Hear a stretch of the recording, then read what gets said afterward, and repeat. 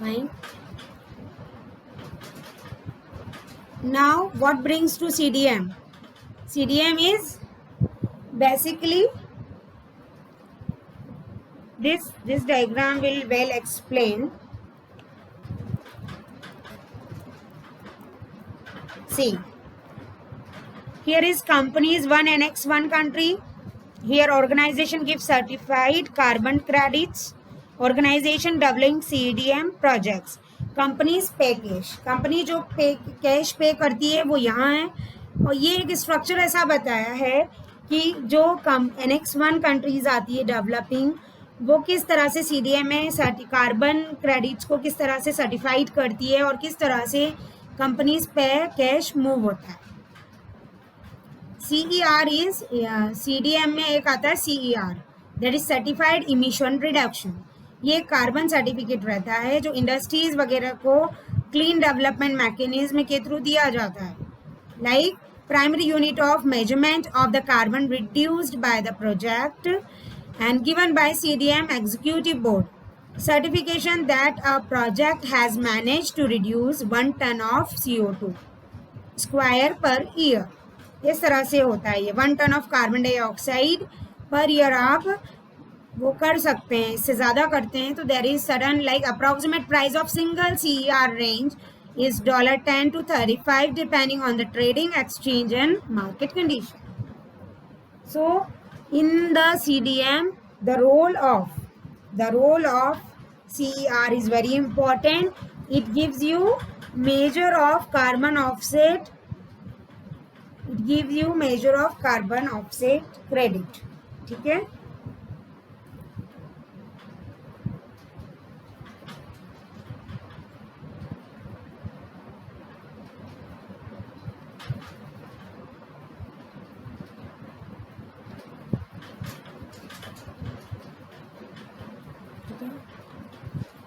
बाकी तो काफ़ी चीज़ें ये. A CDM project can be in a many areas like renewable energy, clean energy, energy efficiency, construction, transport, waste management, solvent use, afforestation and green cover, agriculture, HFS, PFC, REST and others. ठीक है.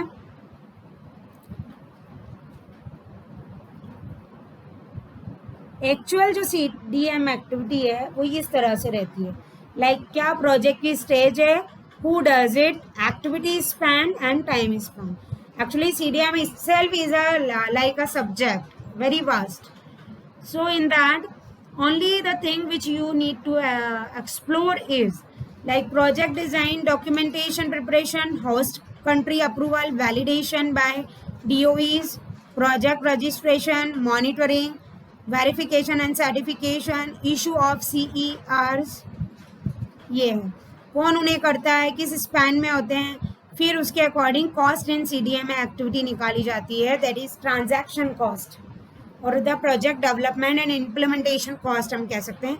तो उसमें क्या क्या रहता है, तुम्हारा consultant fees रहती है, registration with designated national authority, validation and monitoring fees to designated operational authority, CER insurance fees, contribution to UNFCCC.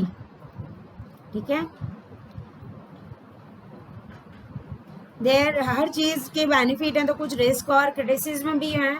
Like future beyond 2012 uncertain, जो अभी चल रहा है. Government in developing its own CDM projects, proving additionality difficulty in some cases, carbon credits being traded as financial instruments, give provision to misuse the intention behind CDM, and developed countries being let off by paying money to clean up their footprint. Okay. There are some facilitations in the CDMA like evaluation project, like project evaluation में baseline studies, PDD documentation, so many. कुछ topic तुम लोग खुद भी explore करना. बाकी the thing which I explain you is more than sufficient. Now comes after CDMA. On the whole, clean development mechanism is the area where we are projected for the developed or developing countries which are based on industries and reducing or emitting the carbon. तो उसके लिए हमने एक CER certification भी किया है कि वो 1 टन कार्बन डाइऑक्साइड रिलीज कर सकते हैं, उससे ज़्यादा करते हैं तो उसके अपने कुछ norms and all. Fine. Now comes environmental legislation in India. What we mean by environmental legislation? Basically, it is a collection of many laws and regulations aimed at protecting the environment from harmful actions. Like learn about the National Environmental Policy Act and other environmental laws. And basically, it has been enacted in 1986.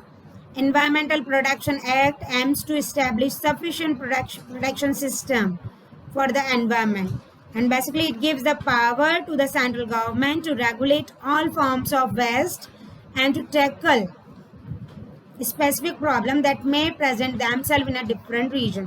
So here I will recommend to write down this, that environmental legislation in India gives the power to the central government. क्या regulate करती है ये कि जो waste form हुआ है उसको कैसे टैकल करना है, present themselves in a different regions of India. ठीक है. और एनवायरमेंटल लेजिस्लेशन जो है वो क्या करेगा, एक तरह से कलेक्शन है of many laws and regulations जो एम्ड कर रहा है एनवायरमेंट फ्रॉम हार्मफुल एक्शन. तो ये 3 लाइन लिखो और ये भी लिख लो साथ में. ये अपना दूसरा टॉपिक स्टार्ट हो गया है, फटाफट लिखो.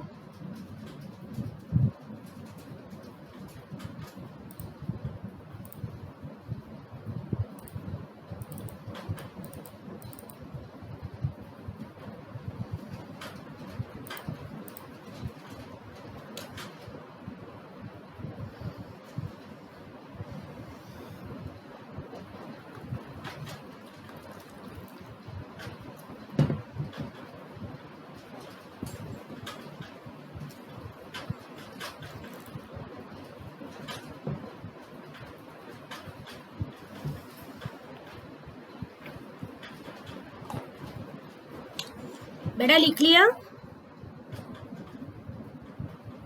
यस और नो?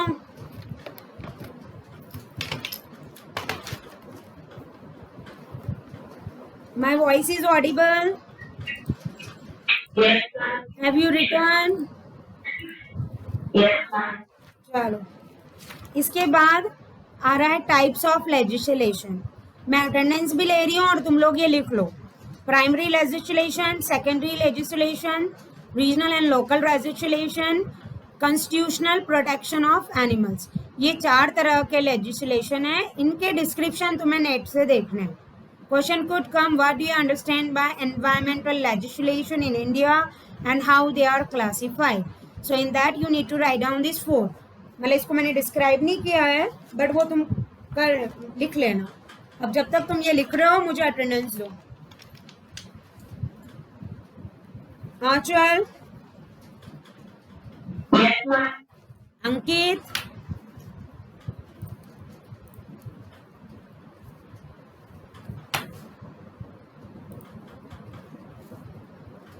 अश्विन, भावना, दिशा,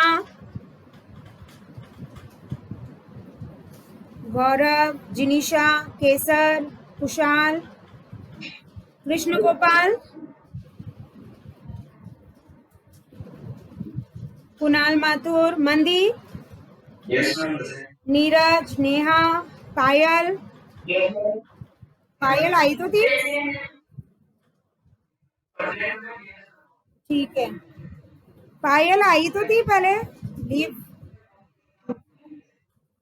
चलो प्रणव, प्रवीण, कीप क्वाइट. प्रणव, प्रवीण, शिवांगी. ठीक है, ठीक है. सिद्धार्थ, शिवांगी, तन्मय, वैभव मंगल, वंदना, मोहित.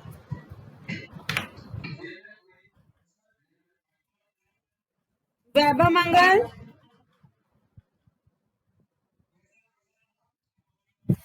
ठीक है.